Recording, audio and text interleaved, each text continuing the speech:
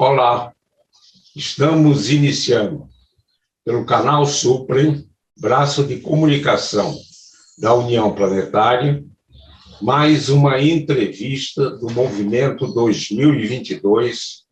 2022-2030, o Brasil e o mundo que queremos, uma parceria da Universidade de Brasília, através do Núcleo de Estudos do Futuro, do Centro de Estudos Avançados Multidisciplinares com a União Planetária.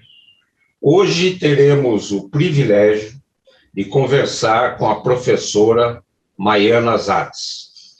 Vamos revisitar a sua formação básica e superior e suas atividades na área de genética e também analisar o desenvolvimento científico e tecnológico no Brasil. A nossa convidada é graduada em Ciências Biológicas pela Universidade de São Paulo, onde também obteve seu mestrado e doutorado em Biologia Genética. Tem pós-doutorado na Universidade da Califórnia, nos Estados Unidos, e livre docência na USP.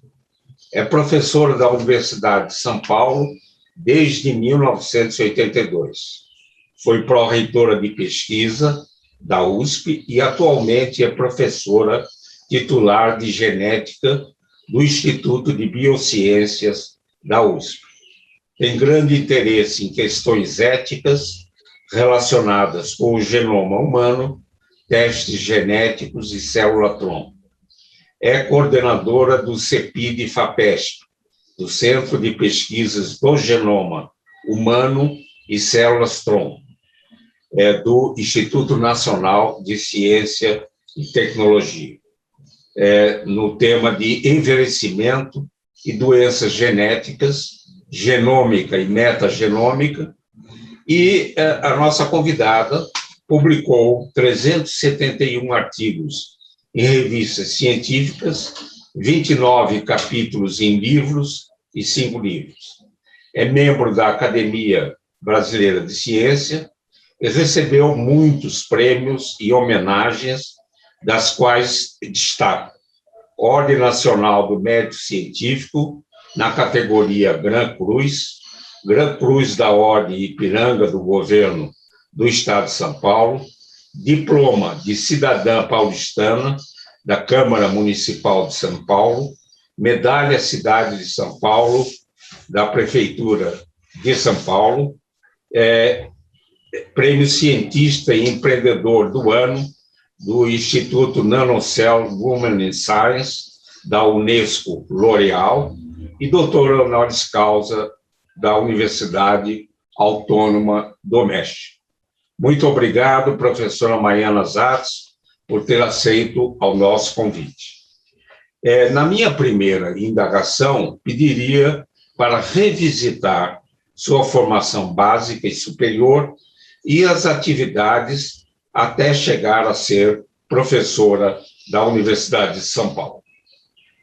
Bom, primeiro eu queria agradecer muito o convite, é um prazer enorme conversar com vocês. Como é que começou a minha carreira? Eu, desde criança, me interessava por pesquisa, eu gostava de ler a biografia dos grandes cientistas. Quando eu cheguei no colegial, na época era o científico, eu me apaixonei pela genética, numa época que ninguém sabia o que era genética, né? Eu me lembro que a minha mãe não conseguia explicar para as amigas dela o que a filha dela queria fazer. E aí eu decidi estudar biologia e não medicina, porque nos cursos de medicina não existia genética naquela época, né? Hoje a gente está vendo que a genética está revolucionando a medicina, mas levou alguns anos para a medicina perceber isso, né? E foi assim que começou a minha carreira, né?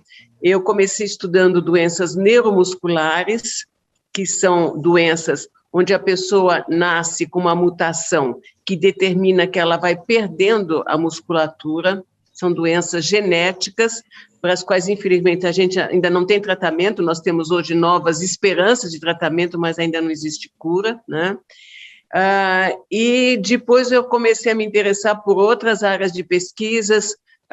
Hoje me interesso muito por envelhecimento, porque a gente sabe que a população mundial está envelhecendo e o que a gente quer é aumentar a expectativa de vida com qualidade, né? O que em inglês se fala health span e não só lifespan, né? Também, quando chegou a epidemia do Zika vírus, eu também me interessei por isso e a gente está com os resultados muito interessantes, mostrando que o vírus da Zika está se tornando, passou de inimigo para aliado, porque a gente está mostrando que ele pode ser um ótimo aliado para combater tumores cerebrais. E agora me envolvi com a coronavírus, né, tentando entender a resistência. Por que pessoas expostas ao vírus conseguem ser resistentes e não desenvolver a doença, né? E aí eu posso contar com mais detalhe, então, todos esses projetos. Muito bom.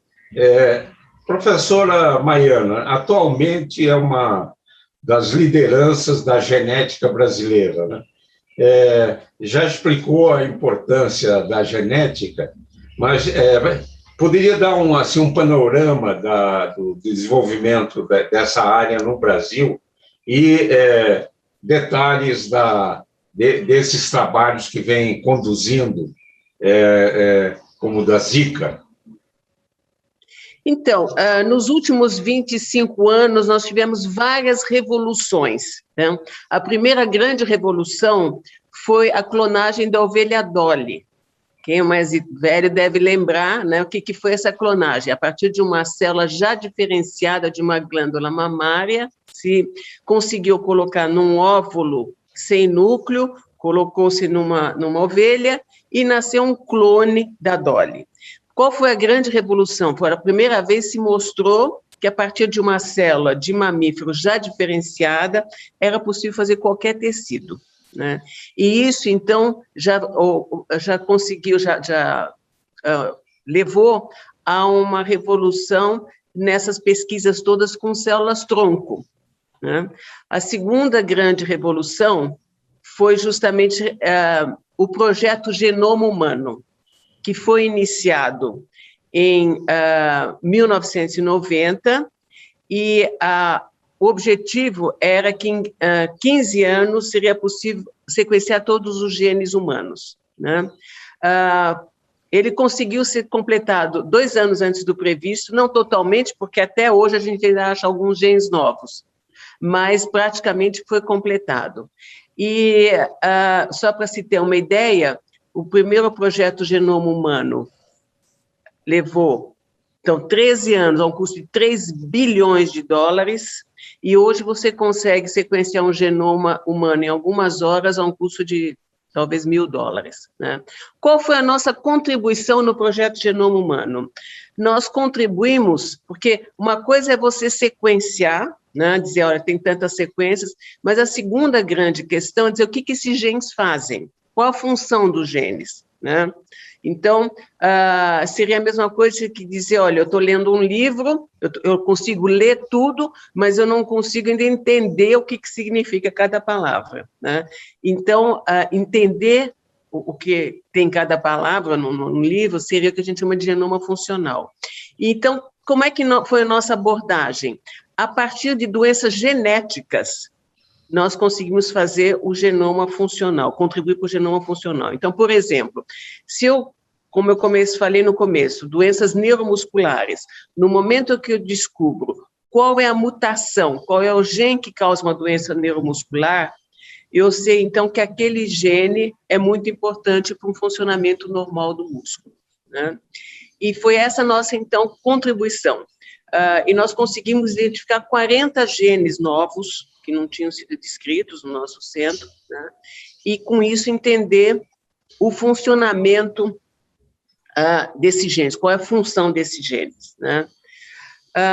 A terceira revolução, foi o projeto que deu o prêmio Nobel ao Yamanaka, porque ele mostrou que, a partir de uma célula já diferenciada, a partir da pele, você poderia, no laboratório, fazer qualquer tipo de linhagem celular, tá? Que são as células que a gente chama de células iPS, células reprogramadas, e que também abriu um campo enorme para a medicina regenerativa. Por quê? Porque hoje eu posso pegar, então, sangue de uma pessoa, no laboratório, fazer qualquer linhagem dessa pessoa, e aí eu posso testar no laboratório qualquer droga para tentar se ela tem alguma doença, tentar ver se aquela droga cura aquela doença na linhagem celular.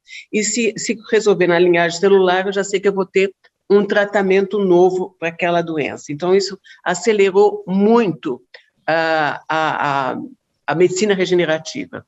E a quarta revolução foi a edição de genes, que deu a Jennifer Doudna e a Emmanuelle Charpentier o Prêmio Nobel em 2020. Então, elas desenvolveram uma técnica, a gente chama de CRISPR-Cas9, onde se consegue editar genes, alterar genes, né? E para quem trabalha em doenças genéticas é uma coisa fantástica, porque o que a gente mais quer, né, é conseguir alterar genes que causam doenças genéticas, né? E já tem algumas doenças que já estão sendo tratadas clinicamente com essa tecnologia e algumas formas de câncer também, né? Então, qual é a nossa contribuição? Nós estamos usando todas essas tecnologias para tentar entender, contribuir para... Hoje a gente está muito interessado em entender o porquê, por exemplo, pessoas com a mesma mutação podem ter quadros clínicos completamente diferentes, né? Então, uma pessoa com uma mutação pode ter uma forma grave, outra tem uma forma muito leve, né? E se a gente entender o que determina que a pessoa tem um quadro leve, a gente vai ter um novo caminho de tratamento, né? Então, nós estamos procurando o que a gente chama de genes protetores. E tudo isso a gente está conseguindo fazer exatamente por causa dessas revoluções que houve nesses últimos anos, né? Eu sei que a gente tem uma situação muito privilegiada no nosso centro, porque a gente ainda consegue desenvolver essas tecnologias graças à Fundação, a FAPESP, que é a Fundação de Amparo à Pesquisa do Estado de São Paulo. Mas a gente sabe que no resto do país a situação é catastrófica, né? Então, quem não está em São Paulo, quem não tem a sorte de ter a FAPESP, não está, infelizmente, conseguindo desenvolver essas tecnologias, não está conseguindo avançar no conhecimento científico. Realmente estamos passando por uma crise séria, né, de investimentos em ciência e tecnologia, e eu gostaria de que pudesse se aprofundar nesse tema, né? Como é que analisa o desenvolvimento científico do Brasil, né? Não só na área de genética, né? E quais seriam as prioridades para consolidar o sistema de ciência e tecnologia? Bom, acho que o primeiro passo seria aumentar muito o investimento em ciência e tecnologia, né, que já era, desde a época da Dilma, vem sendo reduzido e cada vez mais, e nós chegamos no fundo do poço, realmente, né?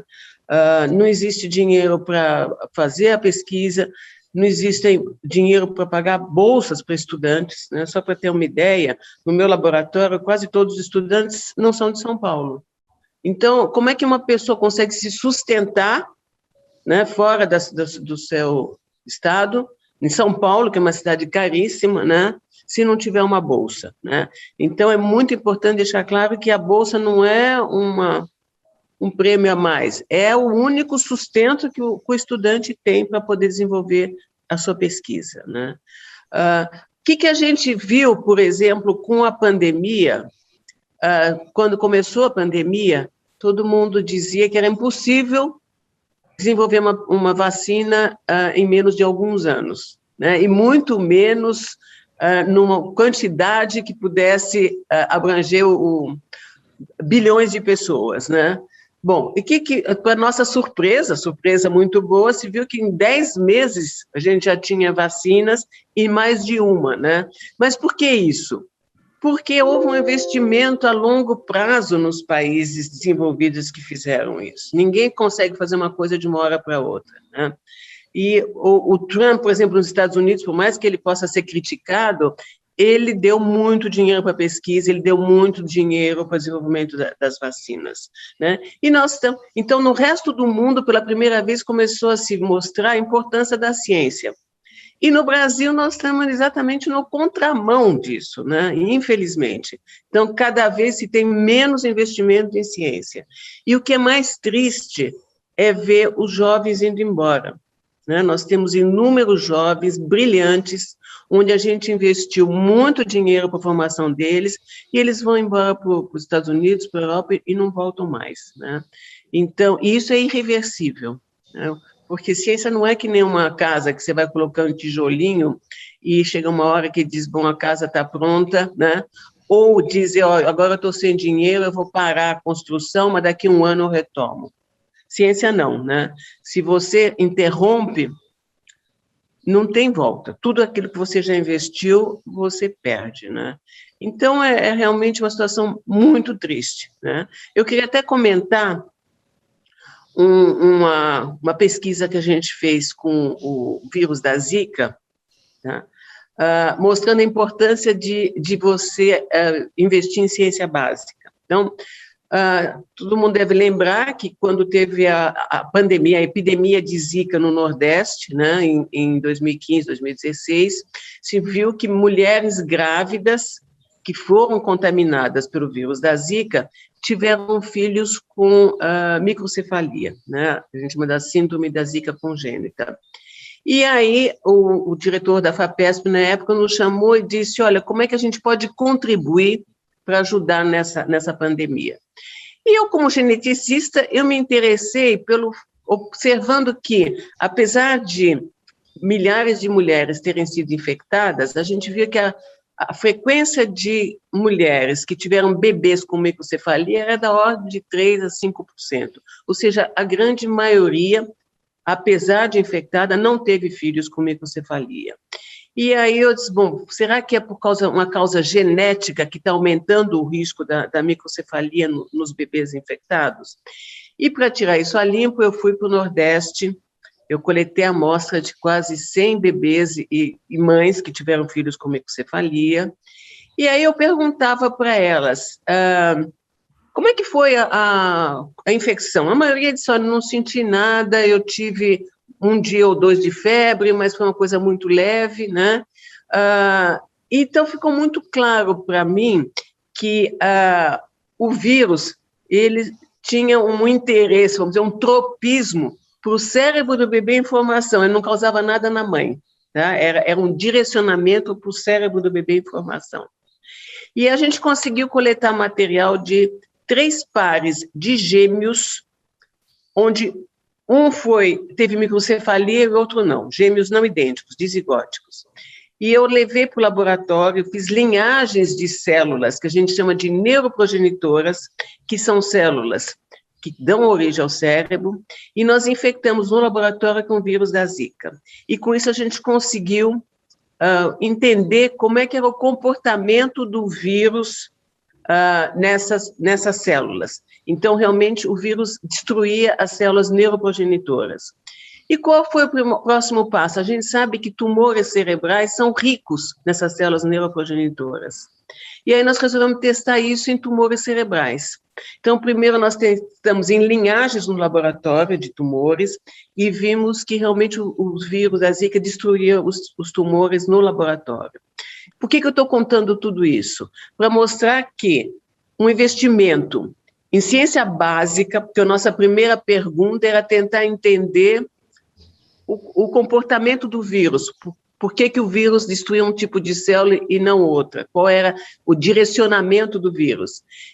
E a partir daí, talvez a gente consiga, eu espero, que estou muito otimista que a gente vai conseguir, um tratamento para tumores cerebrais que não tem cura, né? E principalmente o que afetam crianças. Existem muitos tumores de origem embrionária que afetam crianças e que são 100% letais, né? Então, a gente espera que com isso conseguir um tratamento inovador, né, para uma doença uma condição que não tem cura. Mostrando, então, a importância de se investir em ciência e tecnologia, né? Porque existem muitas pessoas que dizem, não, vamos investir só em pesquisas que tenham uma aplicação tecnológica. Não, né? Porque a gente pode, a partir de ciência básica, pesquisa é sempre uma incógnita, você nunca tem certeza o resultado que você vai ter, por isso que é pesquisa, né? Mas de algumas pesquisas básicas, você pode ter revoluções tecnológicas, né? Sem dúvida nenhuma, concordo plenamente. Enquanto falava desse efeito do vírus da Zika, né, me lembrei do nosso amigo e colega, professor Sérgio Olavo Pinto da Costa, que lançou um livro agora, recentemente, o Homem Microbiano, né, e me veio à mente, né, que talvez, né, a gente conhece muito pouco dessa interação dos micro-organismos dentro do corpo humano, né? Inclusive, há mais células de micro-organismos que células humanas no indivíduo. E que talvez esse fenômeno encontrado na Zika, ele pode estar ocorrendo com vírus ainda que nem foram descritos, ou bactérias, ou fungos, ou protozoários, né? Essa mistura de seres vivos, né, que podem ter uma interação, como hipótese, ao nível molecular também, né? Quer dizer, esse trabalho, eu acho que da Zika abre as portas para investigações de causas de cura natural até, que a gente nem percebe se não tem os conhecimentos da ciência básica. O professor Maiana, em 2012, publicou o livro Genética, Escolhas que Nossos Avós Não Faziam. Poderia destacar alguns pontos dessa publicação? Sim, posso mostrar o livro? Sim. Esse aqui é o livro, e em 2019 ele foi republicado em Portugal. Opa! Uma outra capa. Então, eu escrevi esse livro com a ideia de mostrar os dilemas éticos, por isso que eu chamei de genética, né? Os dilemas éticos que a gente vive no aconselhamento genético, e que para as quais a gente não tem resposta, né? Então, o livro está todo baseado em histórias reais, e eu mostro, eu questiono, né? Eu acho que é para a pessoa ficar pensando a respeito do que eu faria, né, nessa situação, né? Então, um exemplo que eu dou é um casal que tem uma criança com suspeita de uma doença que chama Prader-Willi, que é uma doença que dá uma obesidade mórbida em crianças e problemas de comportamento, né? Normalmente não é herdado. É sempre uma mutação nova, mas quando é herdado, vem do pai. Tá? Então, o que a gente faz normalmente no primeiro dia do aconselhamento genético, quando o casal vem nos procurar, a gente explica que pode ter sido herdado da mãe, do pai, ou uma mutação nova. E é muito comum que a pessoa, mesmo antes de saber qualquer resultado, os pais dizem se sentirem culpados, né? Porque, olha, eu transmiti alguma mutação ruim para o meu filho. E, nesse caso em particular, era um pai que era muito ligado à filha, né? E tratava se sentindo culpado, angustiado, antes de saber se tinha sido herdado ou não.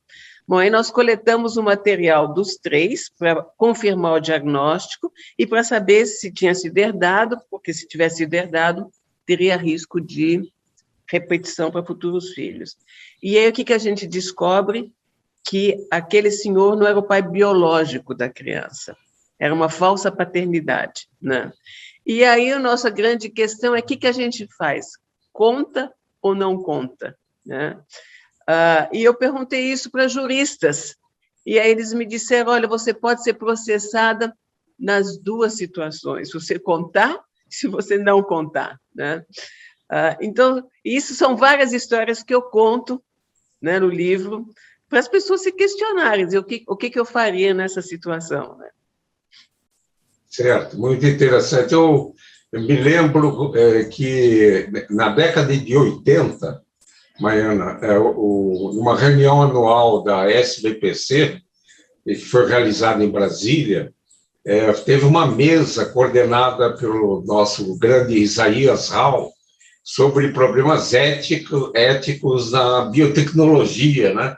Já se começava a ver no horizonte que a gente podia fazer a manipulação genética, né?